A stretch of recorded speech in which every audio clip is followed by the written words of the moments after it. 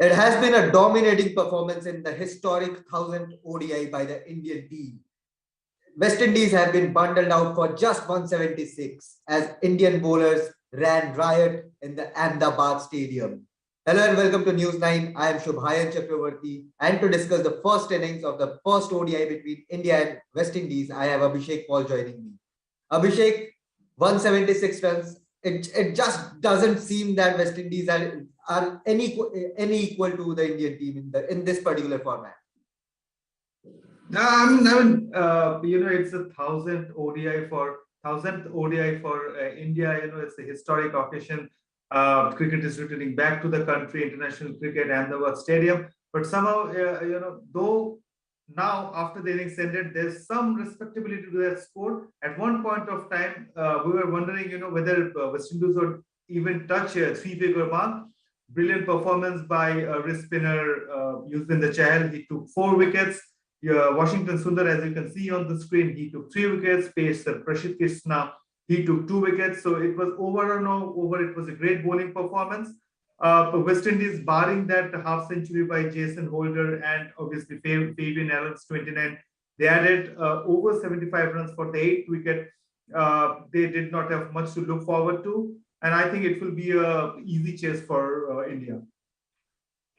Absolutely, Abhishek, and even the pitch didn't seem to doing so much for the bowlers. It was a pretty flat deck, but ultimately we can see the scorecard as well once again that the West Indies batter didn't have any chance.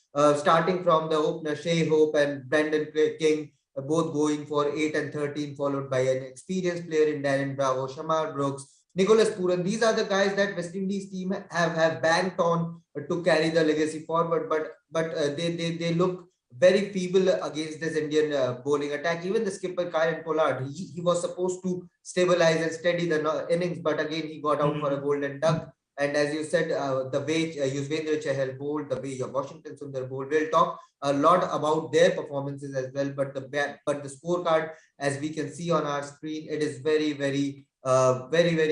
easy. It is going to be an easy chase for the Indian team. We can see both the performances. Yuzvendra Chahal, Washington Sundar. Washington Sundar was unfortunate to miss out on the South Africa ODI series due to COVID-19, but what a sensational comeback Abhishek he has made. He was getting that sort of turn out of the zip, the platter trajectory, and made a mark 3 wickets, 28 runs, 30 runs in 9 overs.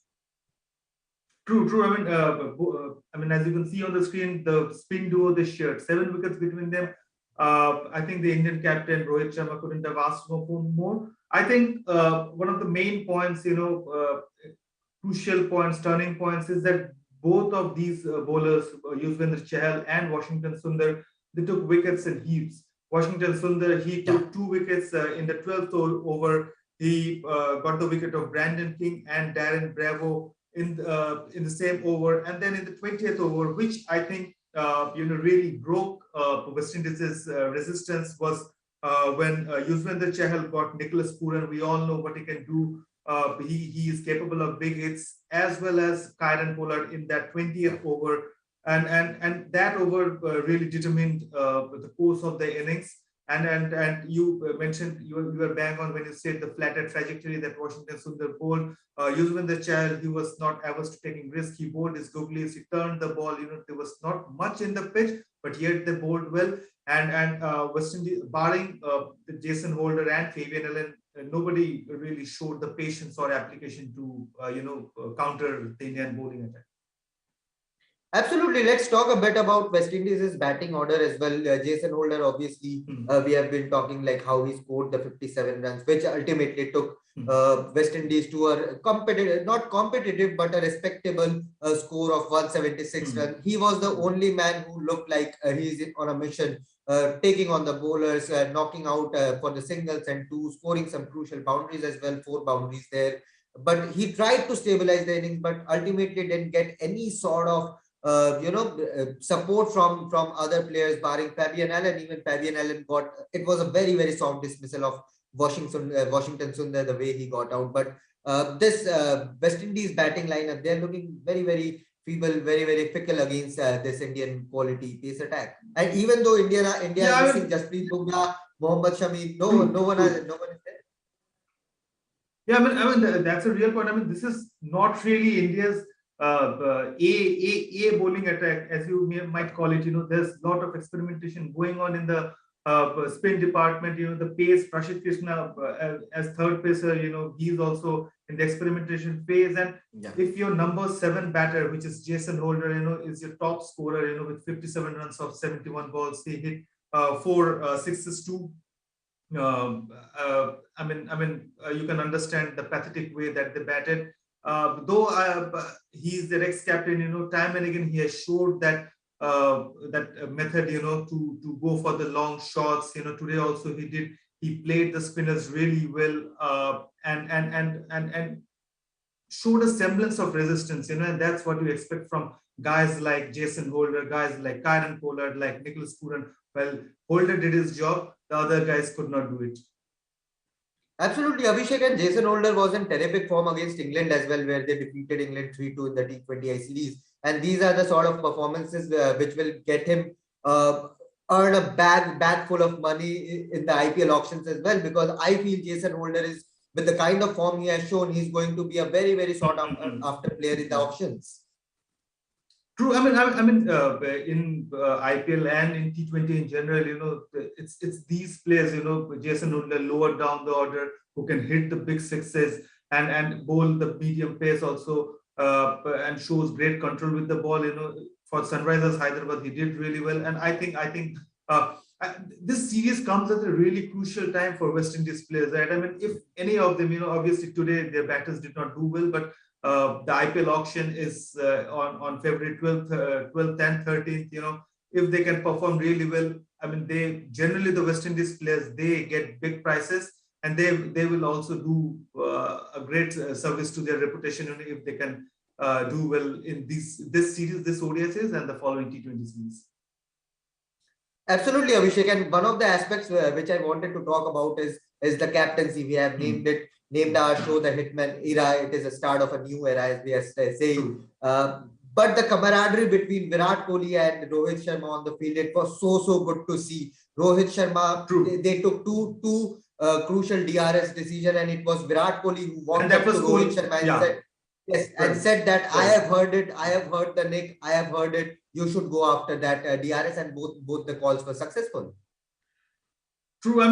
This is not just the beginning of Hitman's era. I think it's a start of a good phase. Good long phase of transition for Indian cricket. And if the two most senior cricketers, which is Virat Kohli and Rohit Sharma, can gel well together, it's nothing like it. Today it was visible on the screen, from Yuzvendra Chahal's bowling. Kohli was more convinced than the bowler himself, and he insisted that Rohit Sharma should go for the DRS, and he went for the DRS, and both the time, India got the result of it. So that's a great sign to begin the series with.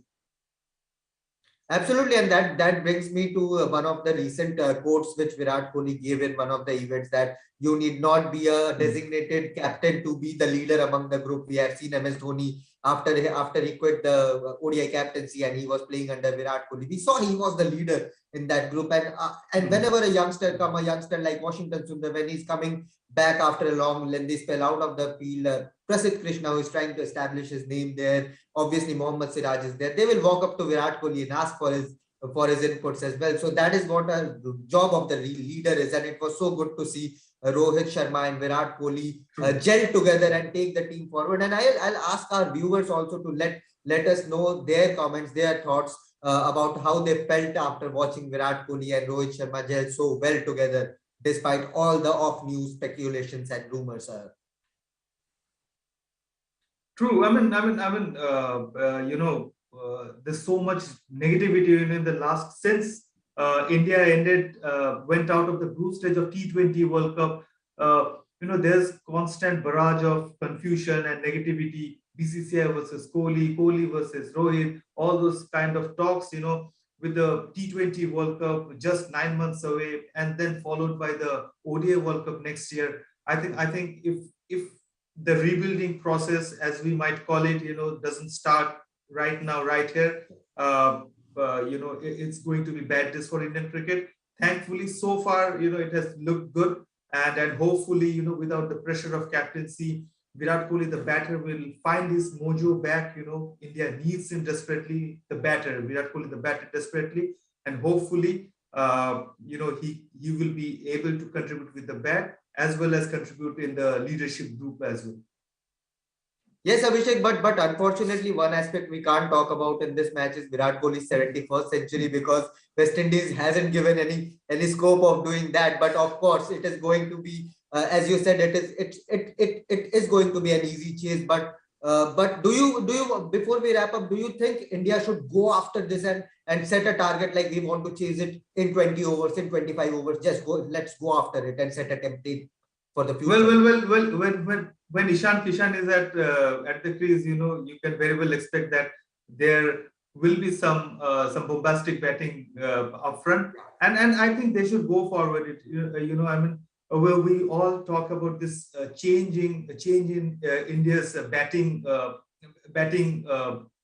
style, you know, in the ODIs, in the limited overs format, and they should attack as well, and against while chasing such a low target at a home series, you know, where practically, you know, in the longer run you have nothing to lose if you lose this match or something. They should attack. You know, it's low target. There's nothing, not a better day to you know, do that. You know, 1000th ODI and the start of a new style of Indian batting. It would be great to watch. Absolutely, and with the likes of Kemar Roach is coming after a long time in the ODIs. Alzari Joseph is there, Jason Holder is there, Akil Hussain, Fabian Allen. These are good bowlers. But do you feel 176 is too low a score for the Indian team to, you know, the West Indies team to restrict the Indian team? I mean, nothing to take away from the West Indies bowlers. You know, they all have proven potential. They can take wickets. They can dent any batting lineup. But still, I feel 176, with the kind of batting depth that India has, they should chase it easily. I mean, if they can't chase this total also, I mean, then I mean, India needs to do some serious introspection if they can't chase this 177 run target. Absolutely. Thank you so much, Abhishek, for joining in. And as you said, 176 is going to be an easy chase for the Indian team. And let's see what sort of approach Rohit Sharma and Ishan Kishan bring it in the second innings, the chase. And it will be a good occasion for the Indian team to win in their 1000th ODI, historic milestone. So we will continue to give you all the coverage.